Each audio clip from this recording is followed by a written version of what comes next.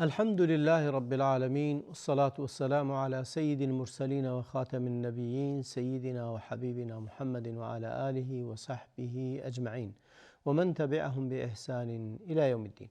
با سلام و درود خدمت شما بینندگان عزیز، هر جا که هستید براتون اوقات خوبی را آرزو میکنم. و اما ما داریم در خصوص خطاهای رایجی که در میان عباداتمون وجود داره، مخصوصا این بار رو اختصاص دادیم و بار قبلی هم به خطاهایی که در روزه صورت میگیره. یکی دیگه از این اشتباهات و خطاهایی که صورت میگیره این هست که کم میلی و کم اشتیاقی به اومدن ماه مبارک رمضان. در بعضی شوق نمیبینی، بشارت نمیبینی، شاد نیست به این که داره رمضان میاد و در حالی که رسیدن رمضان نعمت بزرگیه و این که تو قدرش رو نمیدونی، شاد نیستی به اومدنش. ببینید یک مثال عرض میکنم، یه موسمی میاد شما میگید بهار اومد، بهار خیلی خوبه، خوشحالی به این که تعطیلات شروع میشه و این تعطیلات رو داری به خوشی میگذره. چقدر برای این خوشحالی و چقدر برای اومدن رمضان خوشحالی. فرض کن شما در حالتی هستید که بسیار بسیار نیاز به استراحت داری و لحظه ای میرسه بهت میگن ساعت 12 تا ساعت مثلا 6 صبح شما استراحت کنید، در حالی که خیلی خسته ای، وارد داخل یه اتوبوس در یه سفر هستی، میرسی به یک ایستگاهی که اونجا دیگه میتونی استراحت کنی. چقدر خوشحال میشی از این که داری استراحت میکنی و خستگی در میره. ما طول سالمون واقعا به خاطر خوردن و آشامیدن زیاد، هم به خاطر تراکم گناهان، هم به خاطر تراوش آثار روحی و نفسی و روانی که این زندگی بر وجود و روان ما گذاشته، نیاز به استراحت داریم و این ایستگاه و این استراحت ماه مبارک رمضانه. در این ماه هست که از بار گناه استراحت میکنیم، یه آرامشی به خودمون میدیم، راحت میشیم از دست این همه خوردنهای زیاد، راحت میشیم از دست این همه تمایلات شهوانی که داریم، چه خوردن، چه آشامیدن، چه مجامعت، چه همه اینها. و روح روانمون که آثار تراکم یک سال از گناه درش مونده، به وسیله عبادت و روزه رمضان پاک میشه، سبک میشه و نیاز داره این نفس ما به این سبکی. به خاطر همین خیلی باید به خودمون مژده آمدن رمضان رو بدیم و به آمدنش شاد بشیم، خوشحال بشیم، لذت ببریم، شاکر باشیم از این که خدایا شاکرتیم که این فرصت رو دادی و تونستیم این عبادت رو انجام بدیم. این اشتباه که کسایی هستن، حالا مثالی رو عرض می‌کنم، بعضی از ماها چون عادت کردیم به این که غذا نخوردن سنگینه برای ما، به خاطر همین وقتی که رمضان میاد بدمون میاد از اومدنش، سخته برامون. ولی باید اگر هم سخته، این رو به وسیله مژده‌هایی که پیامبر داده، مژده‌هایی که خدا داده به ما برای رمضان، این رو شیرین کنیم. یه سخت لذت بخشه، یک تلخ پر از شیرینیه، تلخه ولی شیرینه. تلخ سخت گرسنگی و تشنگی و گرما و خستگی و اینها رو همه رو داره، ولی چون منتظر اجریم، چون نیاز بهش داریم، خوشحالیم از بودنش. ببینید مثال رو عرض میکنم. میگه همه رنج ها، مولانا میگه سختی ها و تلخی ها و رنج ها مقدمه شیرینی هن، مقدمه شیرین شدن هن.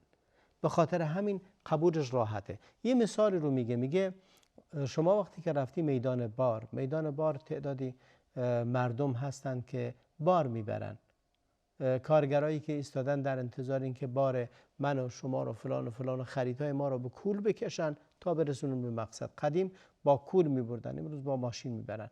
خب قبلا رو کولشون رو دوششون مینداختن و بار رو وسیله رو تا خونه طرف مقابل میرسوندن. برداشتن این بار آیا سنگین هست یا نیست؟ حالا فرض کنید کسی که قدیم بود گاری بود، با گاری میرفتن میبردن، با کولشون میبردن.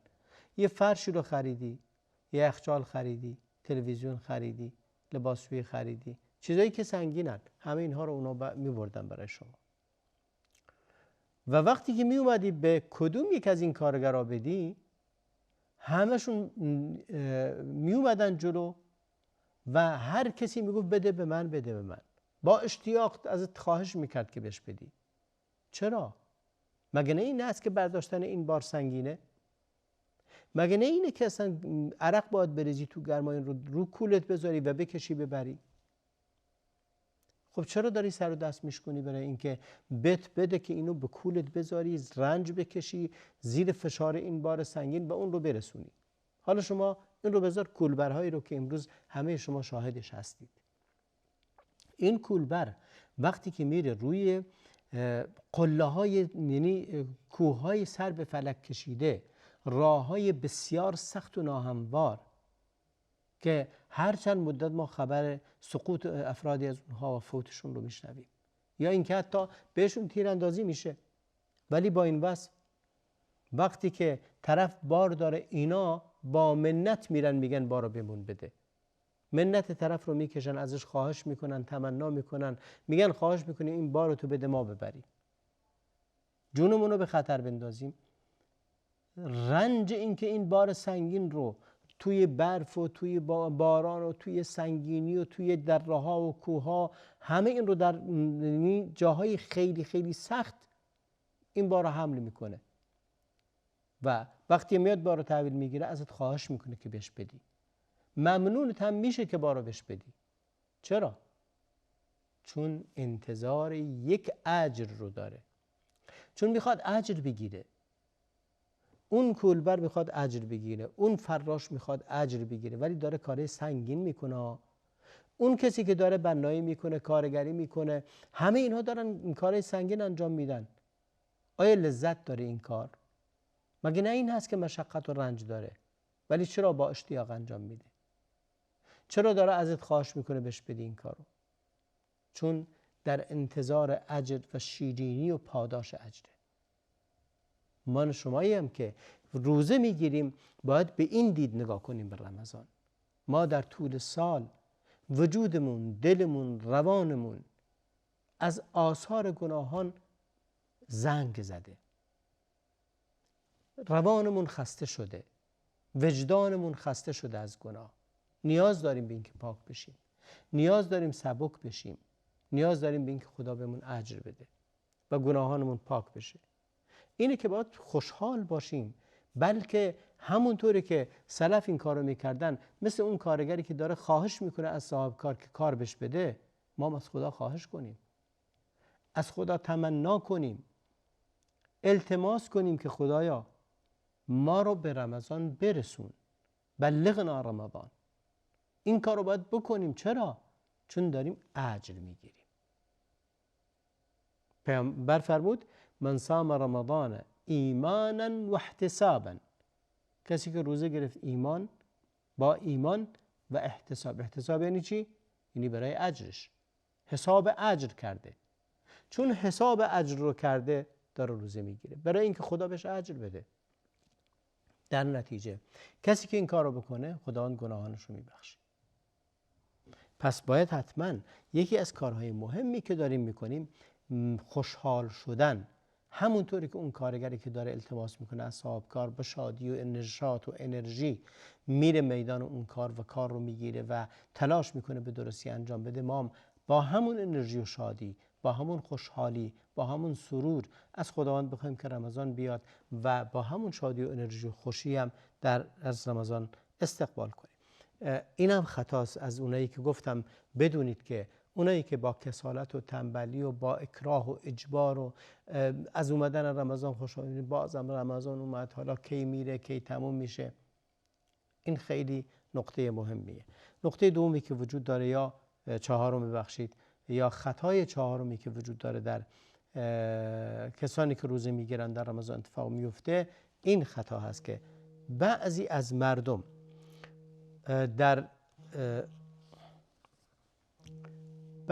مردم در خوردن و آشامیدن کنترل میکنن، اما جوارحشون و اعضاشون و بدنشون و بقیه رو از این کنترل نمیکنن و این خطای رایجی است که کسی که مرتکب چنین اشتباهی میشه خیلی خطای بزرگی مرتکب شده. ببینید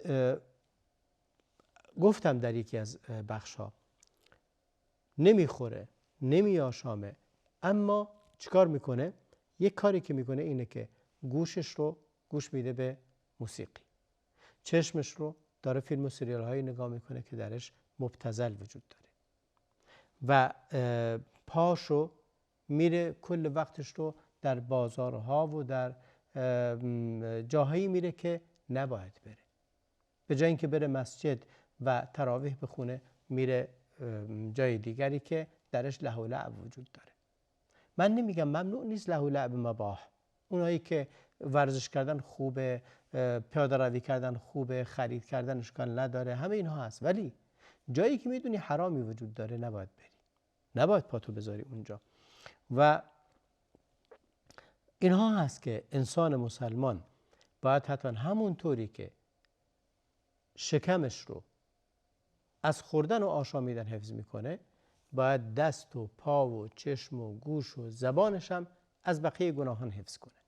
این بهش میگن رمضان درست. جوارح رو هم حفظ کنه، روزی جوارح رو بگیره. هر کدوم از اعضای بدن ما سهمی از گناه داره، همونطوری که هر کدوم از اعضای بدن ما سهمی هم از عبادت داره.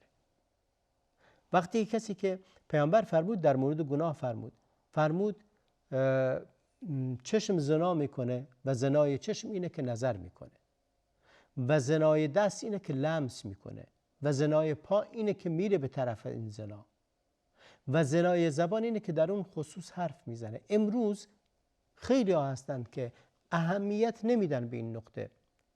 مواقع تواصل اجتماعی چت ها کردن، ویدیو چت هایی که میکنن، همدیگر رو میبینن دو طرف و حرف میزنن در مسائل جنسی و همدیگر رو میبینن و همدیگر رو در غیر حجاب میبینن و همه اینها گناه و زناست. ولی اون زنای بزرگ نیست، ولی فرق نمیکنه زنای دست، زنای چشم، زنای پاس، زنای زبان، هر کدوم از اینها، هر کدوم از این اعضای بدن حظ و نصیب و سهمی از این گناه داره و این رو قیاس میگیرن به اینکه عبادات هم همین گونه هست. هر کدوم از اعضای بدن ما سهمی از این عبادت داره. زمانی که شما روزه گرفتی، غیبت نمی کنی، سهم زبانت سهم روزه شو گرفته، چشمات سهم روزه رو میگیره، یه سهمی داره، یه اجری براش هست. گوشت هم چنین، داری قرآن گوش میدی، داری قرآن میخونی، اینها باعث میشه که هم در این عبادت سهم داشته باشی و همین که از اون گناه بپرهیزی. اینا هر دو خیلی مهم هستن که باید بهشون توجه کنی و مورد توجه قرار بگیره و سهم هر کدوم از اعضای بدنت رو از اون عبادت بهش بدی. تنها این نیست که به شکمت برسی و اون رو روزه بگیره، بلکه سهم بقیه اعضای بدنت هم بده. این گونه هست که شما لذت عبادت رو به همه شیوه حس میکنی و حتی نماز هم همینطوره. مغزت هم باید سهم عبادت رو بگیره، دلت هم باید سهم عبادت رو بگیره. با خشوع در نماز، با اخلاص در روزه سهمش رو بهش دادی و این گونه همه وجود آدم از اون عبادت بهره مند میشه. وقتی که داری به زبانت تسبیح میکنی، به گوش تسبیحات رو میشنوی و از شنیدن نام الله لذت میبری، این به اون عضوی از اعضای بدنت اثر عبادت رو دادی و همه اعضای بدنت شریکن در این. و اما خطای ششم این هست که بعضی وقتا میبینی افرادی هستن که خیلی حرص میورزند بر این که نماز تراویح رو بخونند، اما اشتباهی که مرتکب میشن اینه که 2 رکعت میخونن و میرن، 3 رکعت میخونه و میره، یا منتظر میشه تا آخر فقط برسه وتر رو بخونه. اشتباه غلط نیست از این جهت که خب عبادت کرده خوبه، ولی اجر قیام برات نوشته نمیشه. پیامبر اکرم علیه السلام فرمود من قام مع الامام حتی ینصرف کتب له قیام لیله. ای کسی همراه با امام نماز خوند تا زمانی که امام منصرف میشه باش نماز خوند، با هم تموم کردن، قیام شب براش نوشته میشه. اون قیام شبی که پیامبر فرمود من قام رمضان ایمانا و احتسابا غفر له ما تقدم من ذنبه. هر کسی که رمضان رو قیام کنه با اخلاص و در انتظار اجر، خداوند گناهان گذشته او رو خواهد بخشید.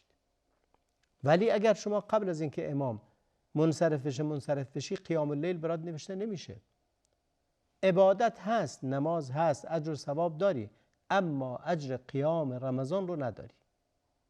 یا از اون جایزه‌ای که به قیام رمضان میده خداوند که پیامبر فرمود غفر له ما تقدم من ذنبه، این جایزه کیه؟ جایزه اونیه که قام رمضانه، نه اینکه فقط نماز خوند 2 رکعت 3 رکعت، اون که قیام خوند. قیام برای کی است؟ اگر با جماعت میخونی منصرف نشو از نماز تراویحت تا زمانی که امام منصرف میشه. بعضیا میخونن همین که به تشهد یا به قنوت رسید یا به وتر رسید وتر رو نمیخونه. نه، وتر رو هم بخون، با امام بخون، بعد منصرف شو. در تتمه این موضوع بعضی وقتا پیش میاد عده‌ای اشتباه میکنن 2 بار وتر میخونن. 2 بار وتر خوندن یکی از اشتباهاتیه که رایج هست و در هر شبی 1 بار نماز وتر وجود داره، نه 2 تا.